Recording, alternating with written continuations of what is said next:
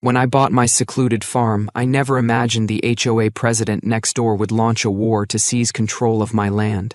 From trespassers to forged petitions, hidden cameras exposed her lies, but the final showdown left her humiliated, fined, and running from the law.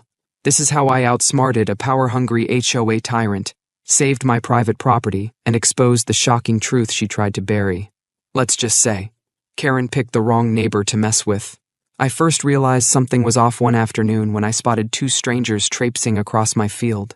I'd been working along the tree line, clearing debris, when I heard voices. For a second, I wondered if it was someone I knew, maybe a neighbor wanting to say hello. But as I got closer, it became obvious these people had no reason to be on my property. They were walking like they owned the place, pointing at the crops, admiring the view, and chatting as though they'd booked some guided tour. Was it stressful? Absolutely. But letting a manipulative bully waltz in and claim your property is far worse. Stay vigilant.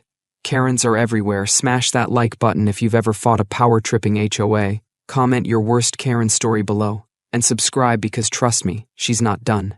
The next video? Let's just say those mysterious tire tracks came back. Karen picked the wrong neighbor to mess with, and I'll never let anyone pull a stunt like that on my land again. If she resurfaces, and I wouldn't put it past her, I'll be ready. After all, this farm is mine. No HOA scheme is ever going to change that. When I mentioned strangers on my land, her expression morphed into feigned innocence. "Oh, that must have been a misunderstanding," she said. "I might have spoken about your property in passing, but I never told anyone to go inside." I didn't buy a word, but she stuck to her story.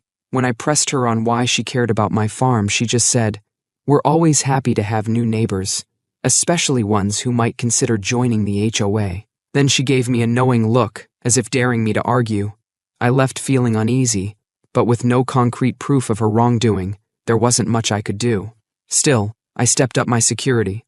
I installed more cameras, put in motion detecting lights, and made sure the gate was secured every night. For a couple of months there were no new incidents, just the occasional glimpse of Karen's car idling near the property line. Then, without warning, I started finding weird things around the farm. First, there was a random pile of trash, cans, wrappers, even a pair of shoes, just inside the tree line. Even the HOA board members testified that her actions were unauthorized. The council saw right through her lies, unanimously voting to deny the annexation request. In an additional blow, they launched an inquiry into Karen's misuse of HOA funds. Now everything was unraveling for her. The HOA board found $12,000 missing from their accounts. Karen's landscaping budget? A front. When they threatened legal action, she vanished, but not before one last petty revenge. Oh, you thought this story had a happy ending? After the council hearing, I expected I'd seen the last of her. But that following week, I discovered a mysterious gash in one of my wooden fence posts, as though someone had taken a hatchet to it. It wasn't enough to compromise the fence, but it sent a clear message. She was still out there, still holding a grudge. The sheriff's department couldn't prove it was her, though everyone knew exactly whose handiwork it was. Apparently, Karen was in no hurry to face a judge if the HOA pressed charges regarding their missing funds. Karen provided documentation suggesting it had been annexed, or was in the process of being annexed. My heart pounded. Annexed? That's not something an HOA can do without city approval, and certainly not without my consent. Fueled by anger, I called a friend who worked in local government, specifically in zoning and land use. Within hours, she sent me a file. Apparently, Karen had submitted a request to the city council months ago to annex my farm, labeling it unmaintained and claiming it would be beneficial to the community if it were brought under HOA rules. She'd attached photos taken without my permission and bogus complaints from neighbors who said my property was an eyesore. It was a tapestry of lies, but if she convinced the council, I'd be forced into the HOA, subject to their endless rules and fees. To make matters worse, the council was set to review her request in 2 weeks. I needed to act, and fast. Karen's entire plan hinged on secrecy, on no one challenging her until it was too late. This was my private property, not a park for the HOA to commandeer. But the boldness of it all made me wonder what Karen had been telling these people.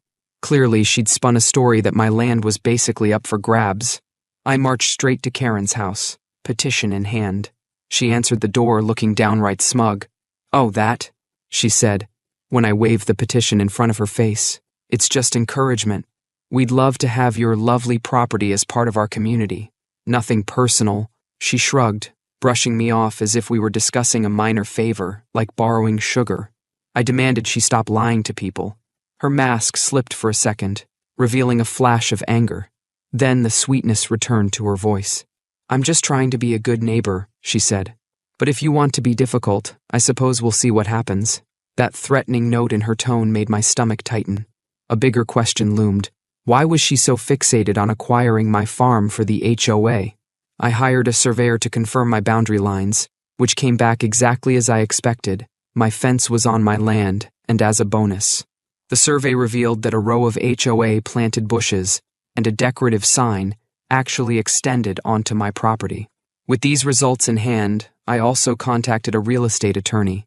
We drafted a pointed response to the HOA, demanding they back off and remove their landscaping from my land. Around that time, I caught Karen on camera again, this time late at night, accompanied by two other individuals. One held a measuring tape, the other clutched what looked like blueprints. They were standing near my gate, pointing, gesturing, taking notes. It sent a cold chill through me. Clearly, she was planning the next phase of her power grab. When I phoned the HOA's attorney, the same person who'd signed that letter accusing me of violating their rules, he sounded defensive and a bit embarrassed. "We were under the impression your property fell under HOA jurisdiction," he said.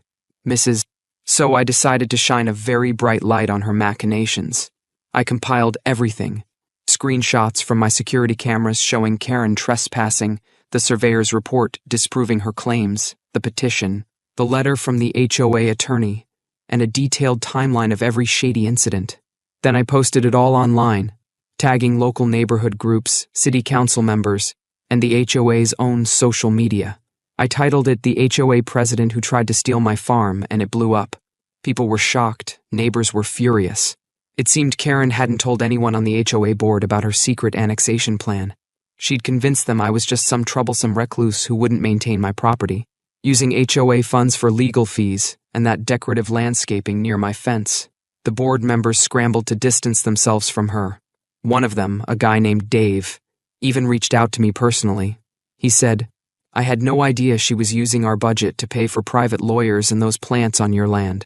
I found part of the answer soon after. One of the neighbors, a kind woman who'd been guilted into signing the petition, confided to me that Karen had done something similar before. There were rumors she'd successfully annexed 3 other borderline properties by bullying owners into submission, either with endless citations or threats of legal trouble. She was a shark, prowling for land that the HOA could absorb, driving up property values, and her own influence. I was more determined than ever to stand my ground. Then another letter arrived, this one on official HOA letterhead, citing me for violation of community standards and claiming my fence encroached on HOA land. This was nonsense. My fence was well within my property lines. But the letter threatened further action if I didn't remove it. By now I'd pieced together that Karen was behind every bit of this, orchestrating a smear campaign to force me under her control. Why on earth would I need her resources? This was my farm, outside her domain, free from the rules and restrictions those poor subdivision residents had to follow. For a while, I just wrote off Karen's behavior as small-town meddling. Then came the trespassers. Suddenly, I wasn't so sure. Clearly, Karen was telling people my land was part of the neighborhood. That same evening, I checked the footage on my security camera near the gate, and sure enough, there she was, standing on the other side, clipboard in hand, taking photos and notes. Every so often, she'd glance up, scanning the area as though she didn't want to be caught. If my property wasn't under her HOA, why was she so interested in documenting every detail? I decided I needed to confront her. The next day, I headed to the HOA office in the subdivision. It was a neat little building with pastel walls and motivational posters about community. Karen was behind the front desk, still wearing that saccharine smile. She'd resigned as president, vanished from the subdivision, and left a mess for the HOA board to sort out. The good news? My land was safe.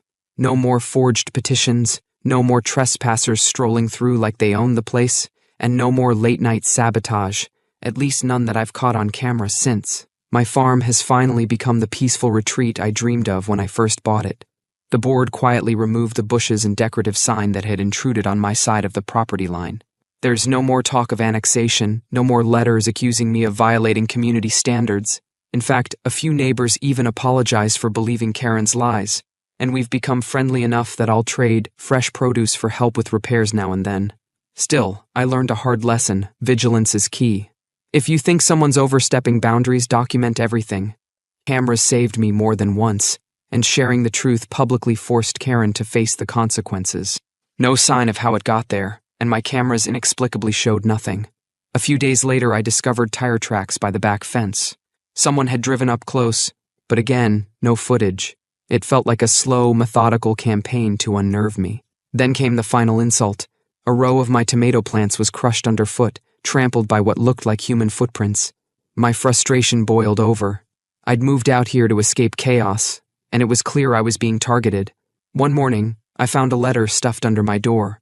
It was a petition, complete with signatures from half the subdivision, respectfully requesting that I open my land for limited community access. The language was laughably formal, insisting that my fields were beneficial to the neighborhood, and that letting people stroll around would align with the aesthetic and recreational goals of the community. At the bottom was Karen's signature in bold, followed by a list of names.